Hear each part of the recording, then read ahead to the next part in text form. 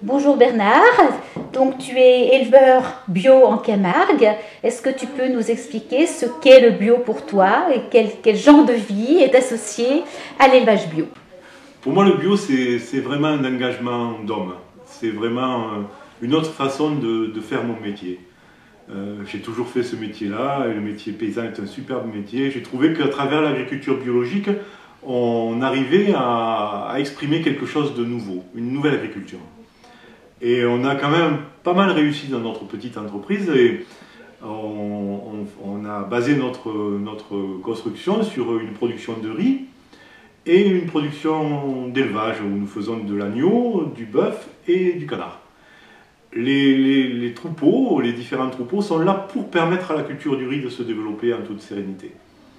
Et tout de suite, on a été confronté à la façon dont on élevait nos animaux, afin que leur bien-être soit parfaitement respecté, qui correspond au cahier des charges de l'agriculture biologique. Et la manière dont vivent les animaux, ça fait partie de la façon dont on vit avec eux, et on essaie de faire en sorte qu'ils soient le plus heureux possible.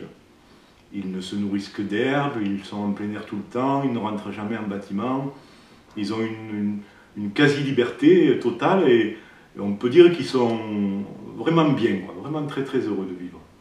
Mais notre responsabilité d'éleveur va jusqu'à l'accompagnement, jusqu'à l'assiette du consommateur. Et avant d'arriver à l'assiette du consommateur, il y a l'abattoir. Et tout de suite, en tant qu'éleveur, j'ai été confronté à ce dilemme. Il faut faire abattre nos animaux, on les a élevés pour ça, mais ne pas abandonner nos animaux devant le couteau de l'abatteur, c'était aussi de notre devoir et de notre responsabilité. Alors, tout de suite s'est posé le problème de comment est-ce que mes animaux vont être tués. Alors, bien entendu, l'agriculture biologique a prévu, dans ses textes, une manière de gérer la mort de l'animal. L'animal ne doit pas souffrir, il ne doit pas être stressé. Et donc, ils sont tués en premier, le matin de très bonne heure. Et lorsqu'ils descendent de ma bétaillère, chaque fois que je fais une livraison, ils sont morts quelques instants après être descendus de la bétaillère. Et mon rôle de paysan et mon rôle d'éleveur est de vérifier que le processus d'abattage a été respecté. C'est mon devoir. Et donc, un jour s'est posé la question des abattages rituels. Parce que les abattages rituels sont dépourvus d'électronarcose, qui est un terme un peu barbare, qui permet à l'animal, l'électricité anesthésie son cerveau et lorsqu'il est égorgé, il n'a aucune douleur et aucune souffrance. Sa mort est douce et rapide en quelque sorte. Du coup, l'animal ne stresse pas et la viande a une qualité qui est dépourvue de tout stress et de toute tension. Mais on n'a pas fait ça pour uniquement la qualité de la viande, on a fait ça aussi parce que dans notre civilisation, dans notre pays, la France, et dans notre association de pays qu'est l'Europe, nous avons un projet commun. Ce projet, c'est d'être responsable de tout ce que nous faisons, de tous nos actes, et le fait d'élever des animaux et de consommer leur chair fait partie de cette responsabilité. Donc je me soucie de la façon dont mes animaux sont abattus. Ça fait partie de mon métier. Au début que nous nous sommes installés, je vous parle très franchement, nous vendions quelques agneaux à des musulmans pour la fête de l'Aïd el-Kébir, et très rapidement, la façon dont ces animaux étaient abattus, dans un coin de champ, dans un jardin, dans un garage, me choquait profondément et je me suis très rapidement refusé à me plier à cette pratique, et donc j'ai refusé de vendre des animaux qui soient abattus avec ce mode opératoire-là. Et quand on a essayé de me proposer des ventes d'animaux qui étaient abattus dans un abattoir, dans ce type de filière, j'ai également refusé en raison du fait que les animaux n'étaient pas étourdis électriquement et donc vivaient des instants terribles de souffrance. Et donc j'ai refusé également de vendre des animaux qui subiraient ce sort-là. Donc on peut effectivement me reprocher de ne pas être respectueux de la religion de l'autre, mais là pour le coup, c'est la loi française qui passe d'abord pour moi. et la loi qui régit mon métier, à savoir je suis agriculteur bio, et donc j'ai un respect du bien-être animal qui est premier, et ce bien-être me conduit à ne pas faire abattre mes animaux n'importe comment. Et bien qu'une pratique religieuse sacrée pour les gens qui croient à cette religion, à mes yeux, de Français du XXIe siècle, c'est une pratique barbare. Et je regrette qu'aujourd'hui, cette pratique soit autant généralisée. C'est un vrai cas de conscience. Aussi, je me suis engagé politiquement pour essayer d'attirer l'attention des personnalités politiques qui gouvernent sur ce problème, qui me semblait essentiel. Et grâce à une députée locale, Étienne Bru, pour ne pas le nommer, le sénateur maire de Nîmes également, nous avons écrit une lettre au gouvernement demandant à ce que l'agriculture biologique soit exempte d'abattage rituel pour justement être en conformité avec la législation qui régit cette filière.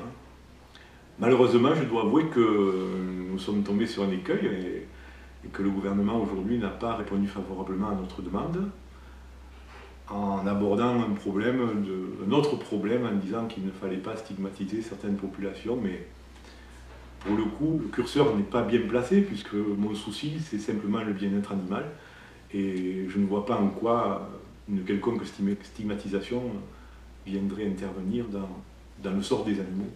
Est-ce que tu pourrais décrire un petit peu plus ce que tu as vu fonctionner, comment ça se passe quand on tue les animaux selon le rite halal? Alors là, c'est difficilement supportable, c'est très compliqué à décrire parce que l'animal, quand il s'agit d'un petit animal comme d'un agneau ou d'une brebis, l'agonie est assez rapide, 5-10 minutes. Mais quand il s'agit d'un gros animal, type bovin, l'agonie peut durer 15-20 minutes. L'animal se débat, il s'étouffe, il y a des échanges gazeux qui se font entre la trachée et les poumons. Enfin, c'est un mode opératoire de notre âge. Et malheureusement, quand on fait référence à la tradition religieuse, on se demande où est passé le sens de la pratique. Parce que, pour ne citer que la pensée judaïque, hébraïque, puisque c'est une pensée que je connais assez bien, l'abatteur rituel, au début de la création de l'abattage rituel, était celui qui était le plus adroit. C'était celui qui était censé faire le moins de souffrance à l'animal. Et c'est pour ça qu'on lui confiait l'abattage de l'animal, afin que l'animal ne souffre pas. Il s'avère qu'aujourd'hui, les techniques modernes nous ont permis de mettre au point des méthodes d'abattage encore plus indolores pour l'animal, encore plus respectueuses pour l'animal. Donc, il aurait été normal que les responsables religieux du judaïsme et de l'islam se précipitent dans cette porte ouverte de la modernité et disent « mais bien sûr, c'est cela qu'il faut que nous fassions pour respecter la non-souffrance de l'animal qui nous est demandée par les Écritures ». Malheureusement... Tu dis que tu connais bien la culture hébraïque. Est-ce que tu es de culture hébraïque? Pas du tout. Je suis d'origine catholique, français de longue date, puisque ma famille est originaire des Cévennes et n'a quasiment jamais bougé de là. J'ai même un oncle qui a remonté notre arbre généalogique jusqu'à Charles Martel. Donc vraiment, on s'inscrit dans une longue tradition. Tradition française, simplement. Très longue. Mais la curiosité, le fait que mes grands-parents sont d'origine protestante, fait qu'on a quand même la curiosité de la religion de l'autre. Et mon épouse et moi avons été, lors d'un voyage en Israël, troublés par ce pays et intéressés par lui. Et comme le christianisme, qui est notre religion d'origine, et le judaïsme ont une proximité culturelle certaine, la connaissance de la culture juive et de la pensée juive nous a permis de mieux comprendre nos propres racines chrétiennes. Et laïques également, puisque l'Europe aujourd'hui, et la France en particulier, sont faits de ce terreau du judéo-christianisme. Comme disait très justement Paul Valéry, l'Européen pense en grec, administre en romain et croit en chrétien. C'est pas complètement faux, et j'aime cette pensée. Est-ce que tu peux préciser l'importance de la laïcité pour toi? Pour moi, la laïcité, C'est fondamental, ça fait partie vraiment de mon être profond. Nous sommes le fruit d'une éducation, le fruit d'un héritage culturel, et notre pensée laïque française, c'est vraiment quelque chose qui fait partie un peu de l'héritage des hussards de la République, qui étaient les enseignants de la Troisième République. Et je trouve que cette image est belle parce qu'elle a tendance aujourd'hui à s'effriter un peu, et pour moi, ces valeurs de laïcité française très spécifiques font partie de mon héritage. Bien qu'étant catholique de religion, je suis plus encore laïque de tradition. Tu peux développer un petit peu le halal, c'est-à-dire combien de personnes en France mangent halal sans le savoir, par rapport à quel pourcentage de la population musulmane? Alors là, c'est justement, la question a démarré pour moi comme un électrochoc il y a 1 an et demi environ, où je suis abonné à la revue Pâtre, qui est une revue de berger, et tournant les pages machinalement, il y avait un article sur le halal, qui mettait en évidence que, de façon minimaliste, environ 50% des animaux en France sont aujourd'hui abattus halal. Le journal m'en est tombé des mains. Je me suis dit, mais enfin, comment se peut-il qu'un pays quasiment laïque comme la France ait généralisé la pratique de l'abattage de ces animaux de manière rituelle à ce point-là? Donc je me suis un petit peu informé. Le Monde du mois de septembre 2011, il y avait un petit article qui passait, je l'ai coupé, disait qu'environ 2 millions de musulmans sont pratiquants aujourd'hui en France. Bon, 2 millions de musulmans, cela justifie-t-il d'abattre autant de millions d'animaux par an? Puisqu'il faut quand même savoir qu'en France, aujourd'hui, on abat environ 250 millions d'animaux par an, quoi. Pour la consommation du pays, c'est quand même assez monstrueux, quoi. Enfin, c'est énorme comme chiffre. J'ai un peu approfondi cette question, et peu à peu, des évidences sont apparues, et certaines pratiques sont apparues, et aujourd'hui, on peut quasiment dire, pour simplifier, que dans chaque département français, il y a globalement 2 abattoirs, un est halal et l'autre est laïque, disons, entre guillemets, conventionnel. Ceci met en évidence que les abattoirs, pour des raisons de commodité, se sont simplifiés la vie en ne pratiquant plus l'électronarcose, l'étourdissement des animaux électriques, parce que c'est commode d'égorger un animal vivant, parce que les chaînes d'abattage ne sont pas ralenties, et que les animaux, bien que normalement la loi oblige à contenir les animaux quand ils sont égorgés vivants, ces règles ne sont pas toujours respectées, et les animaux vivent un vrai calvaire, et sous prétexte de conformation à des rites religieux, on fait subir à des animaux, à des millions d'animaux, une vraie souffrance au quotidien. Il faut savoir qu'aujourd'hui, dans nos assiettes, se retrouve, à l'insu de notre volonté, une nourriture abattue rituellement, que nous la consommons, en nous imaginant que nous consommons des animaux qui ont été respectés dans leur mort, ce qui n'est pas vrai, et nous consommons ces nourritures à notre insu. Et quelque part aussi, nous payons des taxes, puisque chaque animal abattu rituellement est taxé pour le culte musulman quand il s'agit du halal et le culte israélite quand il s'agit du kasher. Donc aujourd'hui, nous, malheureusement, à travers notre consommation de viande, nous contribuons à une forme de dîme, nous payons une forme de dîme à notre insu. Et ça, c'est proprement scandaleux à une époque où la traçabilité de la nourriture est chez nous un point vraiment essentiel. Alors, tu parlais justement des dérogations rituelles et tu parlais essentiellement du halal. Peux-tu nous parler du kasher? Est-ce que c'est les mêmes enjeux, les mêmes pratiques, les mêmes sommes? Alors le kasher, bon, le kasher, ça ne représente vraiment pas grand-chose en termes de quantité de viande. Premièrement, il y a une grosse différence entre la communauté, enfin, je n'aime pas utiliser ce mot, mais entre la religion juive et la religion musulmane, voilà, pour simplifier. La religion juive, en raison de son origine française, les juifs sont en France depuis toujours, depuis l'Empire romain. Il y a des juifs en France. Donc la France n'existait pas encore qu'il y avait déjà des juifs. À côté de chez moi, Vauvert, un petit village qui a 10 km, c'est le lieu où a été écrite la Kabbale au Moyen-Âge. Donc vraiment, s'il y a qu'une pensée qui est vraiment juive, c'est la Kabbale. Donc l'appartenance du peuple juif à l'entité française, elle est depuis toujours. Les Juifs ont été considérés comme citoyens français après la Révolution par Napoléon. Et donc, tout de suite, la France a négocié avec eux. Et tout de suite, la France leur a imposé sa vision des choses.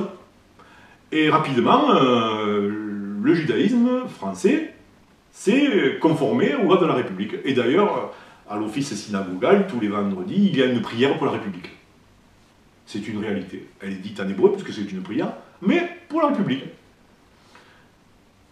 Les prêches sont déclamés en français, mais ça c'est une loi qui date de Louis-Philippe. Vous voyez que l'origine de la France, elle n'est pas d'aujourd'hui, quoi.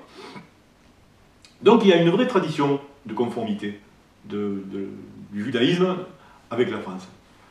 Et du coup, quand il s'agit d'abattage rituel, ça n'a pas enlevé le côté barbare de l'acte, mais ça concerne très peu de personnes. Peut-être 100 000 personnes au niveau national. Donc le nombre d'animaux est extrêmement réduit. Mais le problème reste entier, puisque les parties des animaux qui ne sont pas consommées par les juifs se retrouvent dans la filière conventionnelle sans traçabilité également. Mais disons que l'incidence est minimisée par le fait qu'il y a très peu d'animaux abattus suivant le rite kasher. La différence entre le rite kasher et le rite musulman, bien que les deux animaux soient égorgés vivants, lors du rite kasher, la carotide juste est coupée, et lors du rite musulman, tout est coupé, la trachée artérielle, l'œsophage, la carotide, les carotides. Donc l'animal s'étouffe, agonise, enfin, ouais. Je ne dis pas que le rituel kasher est délicat, parce que c'est pas vrai, c'est autant barbare. L'animal se voit mourir. Donc les deux rituels sont encadrés de beaucoup de bémols quant à la pratique. Mais disons que sur un plan de la laïcité, l'incidence du kasher est minime par rapport à l'incidence du halal, parce que le halal représente actuellement, c'est une réalité chiffrée, 50% des abattages français, quasiment, pour simplifier.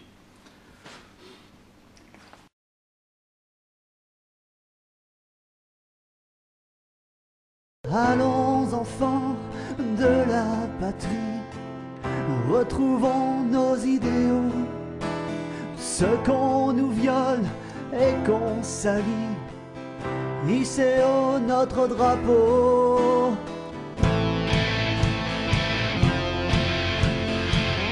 Hissez haut notre drapeau.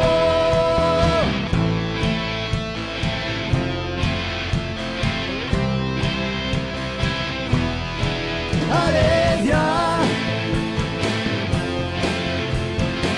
la France est en résistance. Allez, viens.